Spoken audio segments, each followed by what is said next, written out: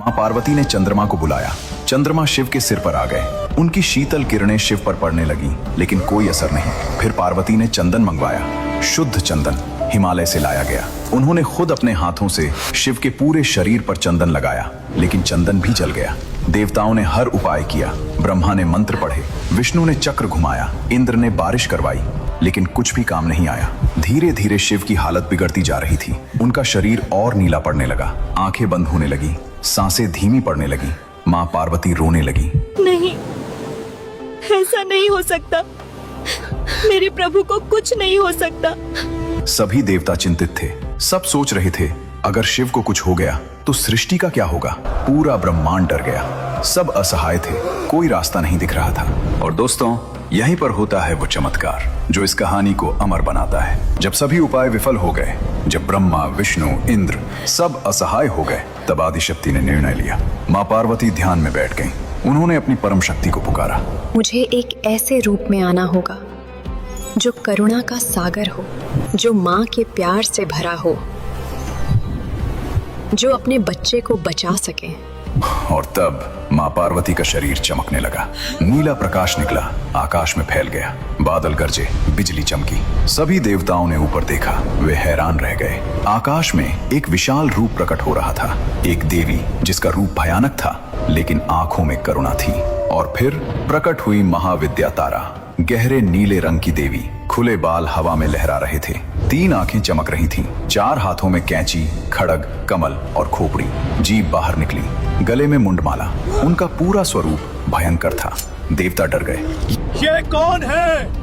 इतना डरावना रूप? माँ पार्वती मुस्कुराई। ये मेरा ही रूप है। ये महाविद्या तारा है, तारणहार, जो बचाती हैं। तारा माँ ने शिव को देखा, उनकी हालत देखी। उनकी आंखों में करुणा के आंसू आ गए, लेकिन ये आंसू दुख के नहीं थे, ये करुणा के आंसू थे।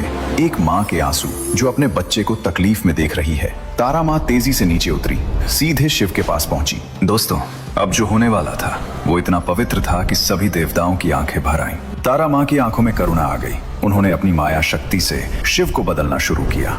अगले ही पल भगवान शिव, महादेव, त्रिलोकनाथ एक छोटे बच्चे में बदल गए। हाँ, एक नवजात शिशु, मासूम, कोमल, बिल्कुल एक छोटे बच्चे की तरह।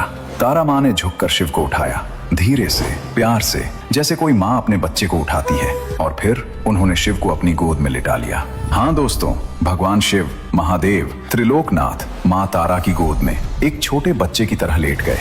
ये दृश्य देखकर पूरा ब्रह्मांड थम गया। समय रुक गया, हवा थम गई, पक्षी उड़ना भूल गए। माँ पार्वती रो पड़ी, लेकिन ये खुशी के आंसू थे। उन्होंने समझ लिया, अब उनके प्रभु बच जाएंगे। देवताओं के मुंह खुले रह गए। वे देख रहे थे, सृष्टि के रचयिता एक बच्चे की तरह माँ की गोद में है। ब्रह्मा बोले, ये है माँ का असली प्यार। विष्णु मुस्कुराए।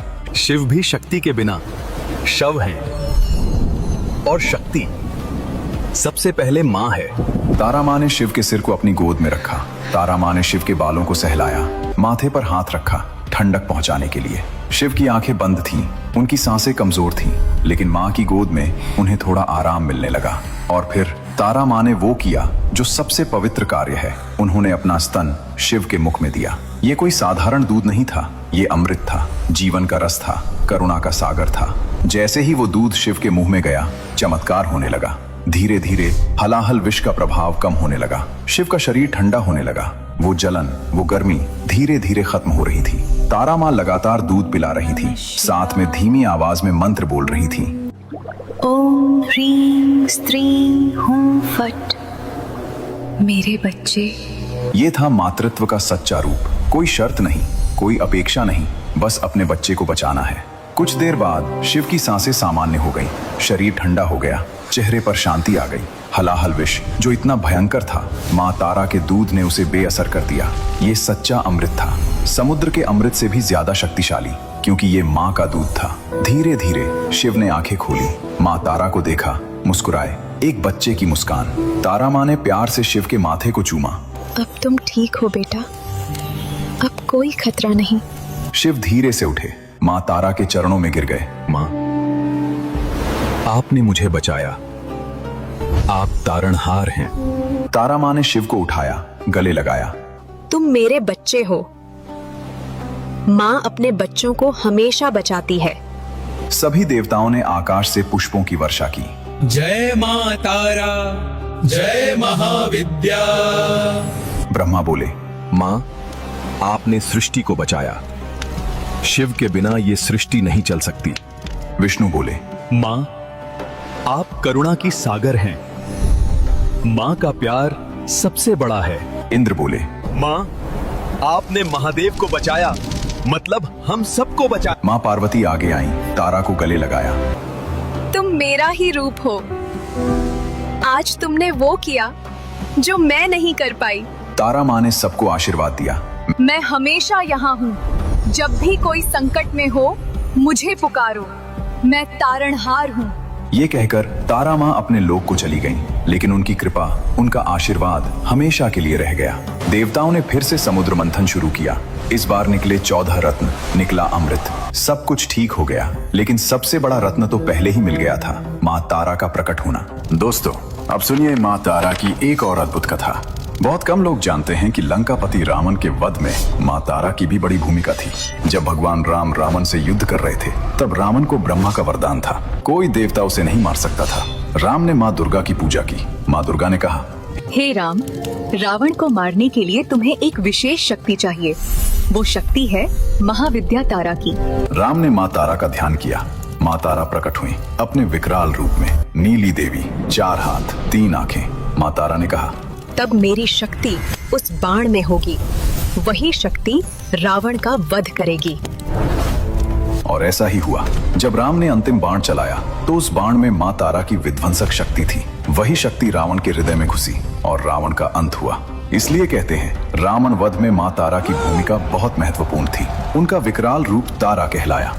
दोस्तों, अब सुनिए एक ऐसी कहानी जो हमें एक बड़ी सीख देती है। महर्षि वशिष्ठ, सप्त ऋषियों में से एक, राजा दशरथ के गुरु, भगवान राम के शिक्षक, पूरे ब्रह्मांड में उनका नाम था। लेकिन दोस्तों, एक समस्या थी। वशिष्ठ को अपने ज्ञान पर बहुत गर्व था। वे सोचते थे, मुझसे बड़ा ऋषि कोई नहीं, मैं कुछ भी कर सकता हूँ। एक दिन उन्होंने सुना 10 महाविद्याओं के बारे में, सबसे शक्तिशाली देवियां। उनमें से एक थी माँ तारा। वशिष्ठ ने सोचा, मैं माँ तारा को सिद्ध कर लूंगा, फिर सब कहेंगे वशिष्ठ कितने महान हैं। वे हिमालय चले गए, सबसे ऊंची चोटी, सबसे अंधेरी गुफा। उन्होंने घोर तपस्या शुरू की। 6 महीने बीत गए, लगातार मंत्र जप। ओम तारे तुत्तारे तुरे स्वाहा। हजारों लाखों बार, लेकिन कुछ नहीं हुआ। कोई दर्शन नहीं, कोई संकेत नहीं, बस खाली गुफा और अंधेरा। वशिष्ठ परेशान हो गए। ये कैसे हो सकता है? मैं महर्षि वशिष्ठ हूँ। मैंने ब्रह्मा को देखा है।